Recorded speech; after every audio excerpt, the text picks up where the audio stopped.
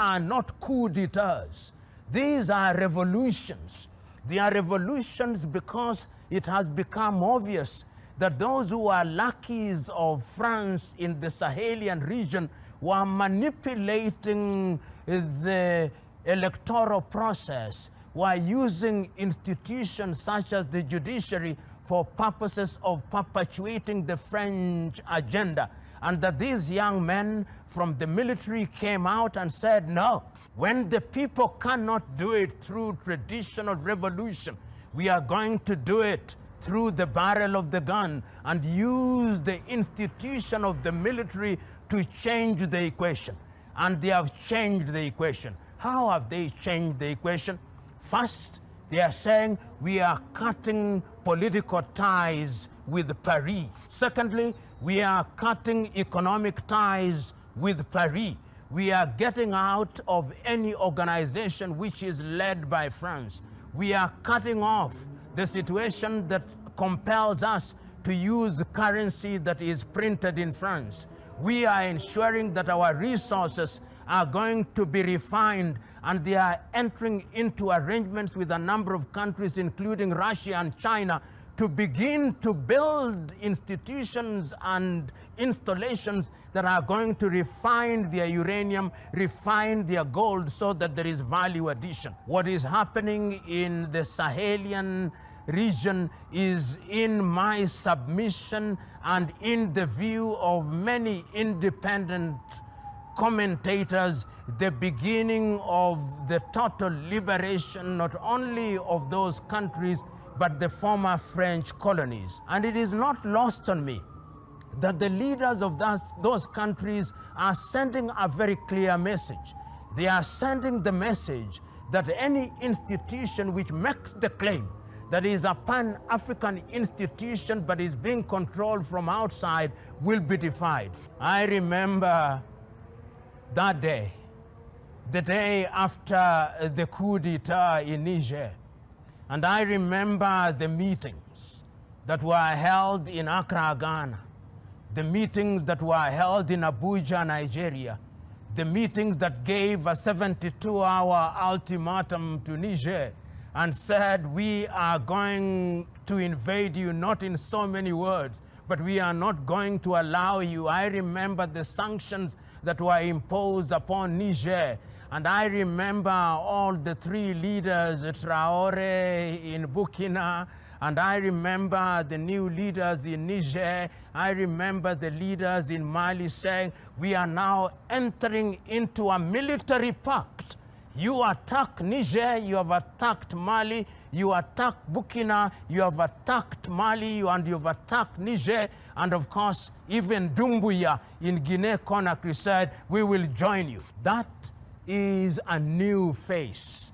It is a face that was not contemplated, and the Sahelian revolution, because it is a revolution, is beginning to redefine how former French colonies are relating with France at the critical levels, including the area of trade, including control of their militaries, including control of their language. And it is not lost on me that in Mali, they have actually declared that French is no longer the national language. Bambara is now the national language. It is a clear statement that they are beginning to regain their independence, and they are doing it in a manner that was not anticipated and in a manner that was not contemplated.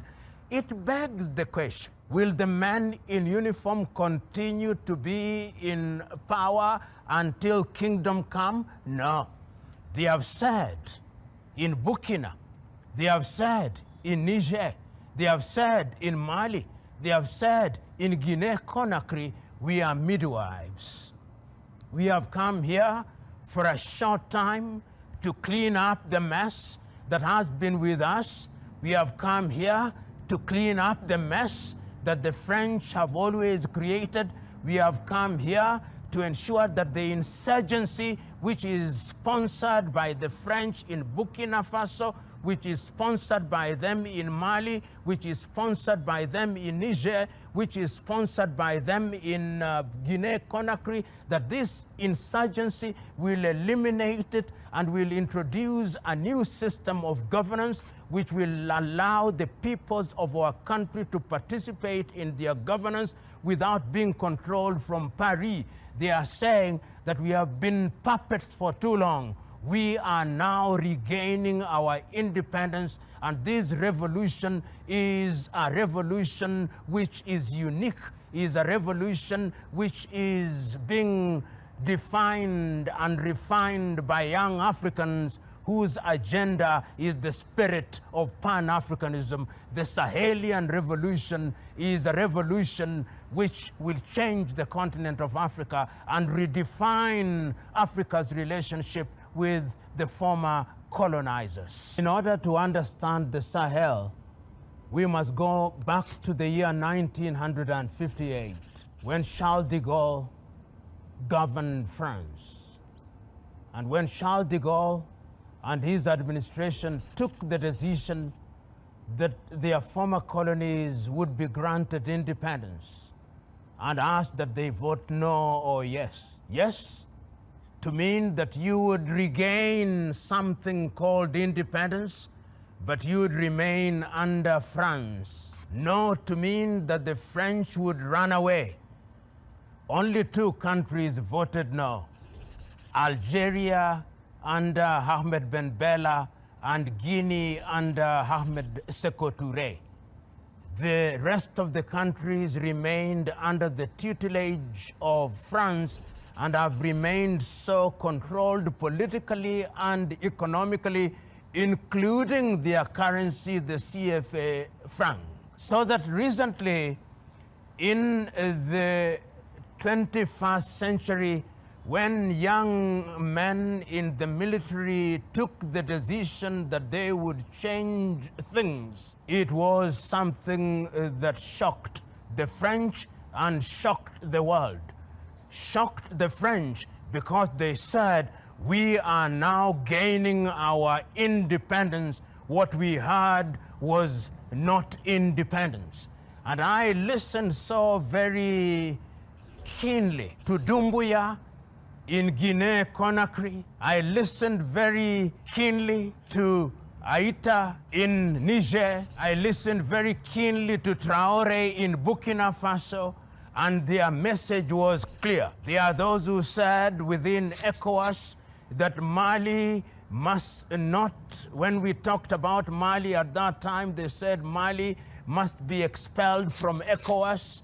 And they came and they warned that they were going to attack Mali, but the Malians said, no, we are going to protect our newly acquired independence. The same message came from Guinea, the same message came from Niger, the same message came from Burkina Faso, and there is now unanimity within the Sahel that the time is now to redefine their relationship with France particularly. Let us understand why that redefinition of relationship is important. It is important at two levels, at the political level and at the economic level. We start with Burkina Faso. Burkina Faso is a country that was formerly known as Upper Volta. When via coup d'etat, Thomas Isidore Sankara took power in 1983, he said we must rename our country. And he renamed the country Burkina Faso. And he renamed the people the Burkinabe, the country of upright men. And he said that the time has come that we must be totally liberated from France. France has controlled how we conduct our politics. France has controlled what we sell and what we buy. France controls our money. France controls our everything. And he redefined everything. And within 5 years, we now know that Thomas Sankara and Burkina Faso as a country were liberating themselves and were capable of feeding themselves.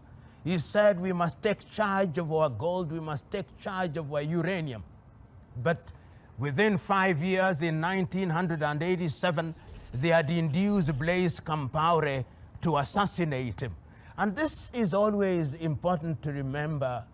When Isidore Sankara was told that you are going to be assassinated and the possible assassin is Blaise Compaoré, he said, Blaise is my friend. If it is Blaise whom they have hired to kill me, then I will not survive. And he did not survive. France controls the Sahel because of our resources. Then, of course, Niger. Niger is a country that is known for her uranium. Niger is a country that is known for our resources, and we know for a fact that even some of the nuclear tests that have been undertaken by the French have been undertaken in the deserts of the Sahel region.